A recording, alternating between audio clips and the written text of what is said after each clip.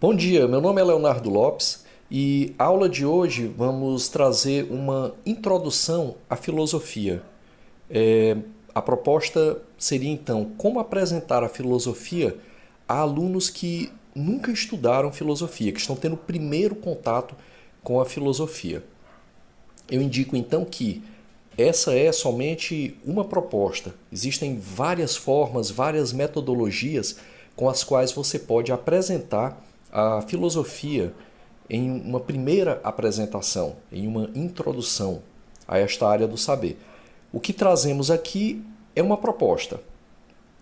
Bem, eu lembro também que ao final desse vídeo eu vou deixar algumas playlists da obras filosóficas em que procuramos tratar de alguns textos filosóficos, livros filosóficos e explicá-los da melhor forma possível para quem está lendo tais textos. Temos lá já explicados 10 livros da República de Platão e também uma explicação minuciosa sobre o banquete de Platão.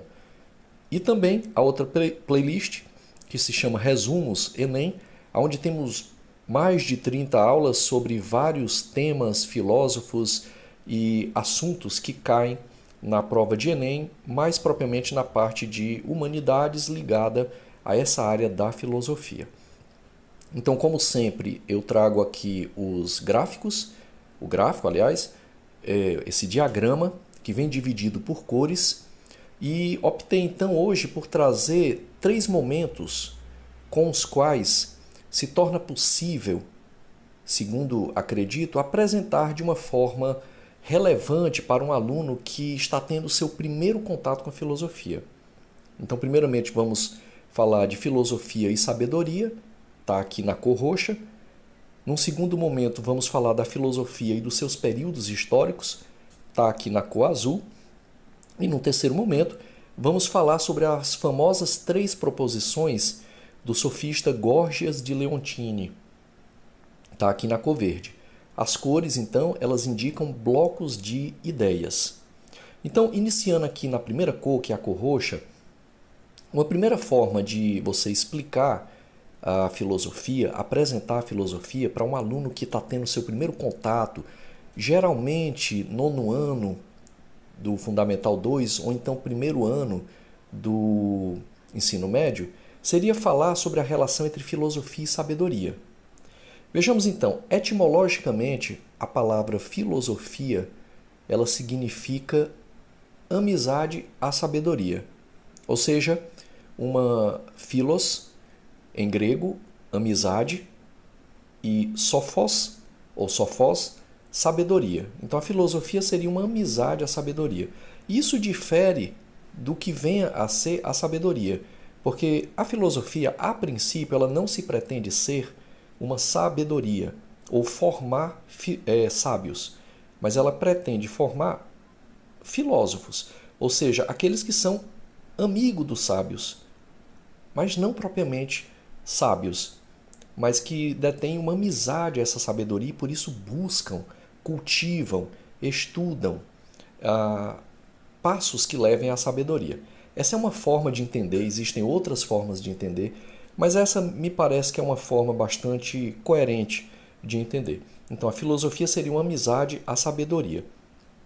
A sabedoria em si, e é claro que aqui abre-se um leque de inúmeras formas de explicar o que vem a ser sabedoria, e eu não vou pretender aqui bater o martelo, fechar a questão, mas vou entregar aquilo que me parece ser uma forma interessante de entender o que seja sabedoria.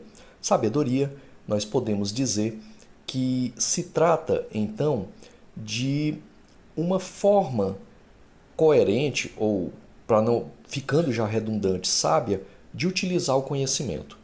Então a filosofia, ela buscaria o conhecimento da sabedoria, e o sábio seria aquele que bem utiliza de forma sobremodo ética este conhecimento da sabedoria. Uma outra forma, então, aliás, já foi falada aqui na cor roxa, a origem etimológica da palavra filosofia, filo mais sofia. Filo, amizade, sofia, sabedoria. Uma amizade é sabedoria. O que significa ser amigo do saber? Acredito que falamos também, ou seja, é uma busca, a partir de determinados métodos, que nós chamamos métodos filosóficos. Podemos aqui ter o método dialético ou o método analítico, de se buscar a sabedoria, o saber, o conhecimento. Mas no sentido de que você busca, que você procura, que você tem um processo de alcançar essa sabedoria. Então é nesse sentido que procuramos trazer essa comparação com a ideia de um sábio e um filósofo. Um sábio, principalmente como os gregos, que foram os grandes criadores disso tudo, criaram as noções, o sábio seria aquele que bem utiliza o conhecimento. O filósofo é aquele que busca o conhecimento, é aquele que é amigo do conhecimento. Bem, um segundo momento de apresentar tudo isso aqui seria falar sobre a filosofia e os seus períodos históricos. É interessante dar para o aluno que está tendo uma primeira visão da filosofia, e aqui estamos aqui na cor azul do diagrama, é interessante que ele possa reconhecer que existem momentos históricos da filosofia, para que ele tenha uma visão panorâmica, uma visão geral. Quando o aluno não tem essa visão panorâmica, não tem uma visão geral, ele tem muito mais dificuldade quando se abordam os temas filosóficos. Muitas vezes você pode abordar um tema filosófico, como por exemplo ética, e no mesmo tema você tratar de um filósofo como Platão ou Foucault. Mas vai ficar difícil se o aluno não conseguir identificar Platão dentro do seu momento histórico, assim como Foucault dentro do seu momento histórico. Serão dois nomes entre vários outros. Por isso deve-se partir aqui do movimento histórico da filosofia para, a partir daí, então, obviamente, extrair um contexto, extrair narrativas que sejam necessárias a uma contextualização mais contemporânea, para também não ficar aquela noção de que filosofia é uma coisa antiga e que não tem relevância nos dias de hoje. Platão é extremamente relevante para os dias de hoje, embora seu pensamento tenha 25 séculos. Então cabe ao professor de filosofia também conseguir extrair essa contextualização, mas a base é mostrar para o aluno os momentos históricos. Então, basicamente, um ponto seria fazer uma correlação com aquilo que eles já conhecem. O que é que eles já conhecem? Eles conhecem dos estudos de história, desde o Fundamental 2, que a história geral, a história da humanidade, ela é dividida em 4 momentos principais. A história antiga, a história medieval, a história moderna e a história contemporânea. Uma forma de se fazer, então, é correlacionar, dizer que também existe uma filosofia antiga, medieval, moderna e contemporânea. E aí, claro, explicitar, veja aqui na cor azul, a filosofia antiga. Tratar dos principais proponentes, dos principais pensadores desse período, que basicamente são os pré-socráticos, Sócrates, Platão e Aristóteles. Assim, da mesma forma, no período medieval, Santo Agostinho e o agostinianismo, São Tomás de Aquino e o tomismo, e a relação, então, depois, razão e fé, ou seja, filosofia e teologia. Assim como, ainda aqui na cor azul, a filosofia moderna, tratando do racionalismo, do empirismo, do mecanicismo e depois de todo o movimento que ocorreu a partir principalmente de Immanuel Kant, do idealismo alemão. E por último, completar com a filosofia contemporânea, mostrando essa explosão e diversidade de correntes que aconteceram a partir de meados ali do século XIX e toda aquela filosofia crítica que se pretende criticar a filosofia anterior. Em muitos sentidos é chamada até de a morte da filosofia, no sentido de que seria a morte da metafísica antiga, que seria essa crítica que é feita também à modernidade e que permeia boa parte dos pensadores contemporâneos. Por último, um terceiro momento de se mostrar tudo isso aqui seria mostrar que, para além dessa periodização, filosofia antiga, medieval, moderna e contemporânea, existe uma outra forma que me parece bastante mais coerente e até mesmo mais elegante e que está nas 3 proposições do sofista Górgias de Leontini. Lembremos aqui das proposições aqui na cor verde. Primeiramente, Górgias de Leontini diz que nada existe. Depois ele diz que se algo existe, não poderíamos conhecê-lo. E depois, por último, ele diz que se pudermos conhecer, não poderemos comunicar aos outros. Essa fantástica frase de Górgias, ainda no período antigo, da história antiga, grega, ela condensa em si todos os movimentos que virão na filosofia.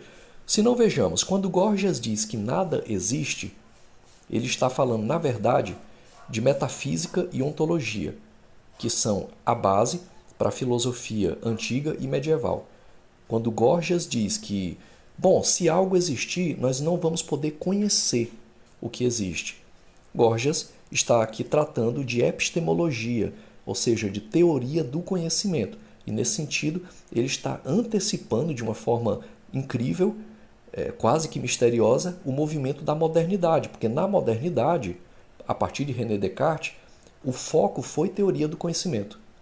E por último, Górgias diz, se pudéssemos conhecer, mas aí nós não vamos poder comunicar, que é a grande base, essa não comunicação, é a grande base da filosofia contemporânea do século XX e agora do século XXI, que é a linguagem.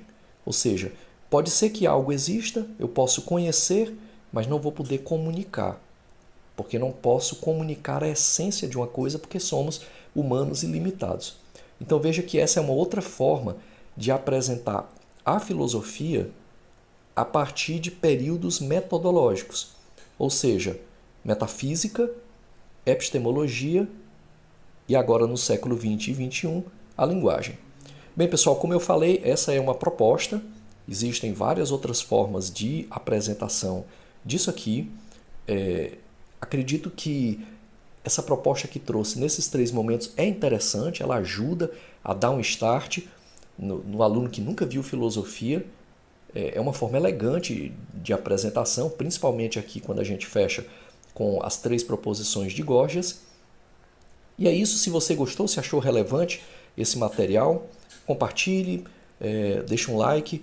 Se você conhece outras formas de apresentação, compartilhe então. Deixe nos comentários e obrigado por ter chegado aqui e vamos ficando por aqui. Até mais.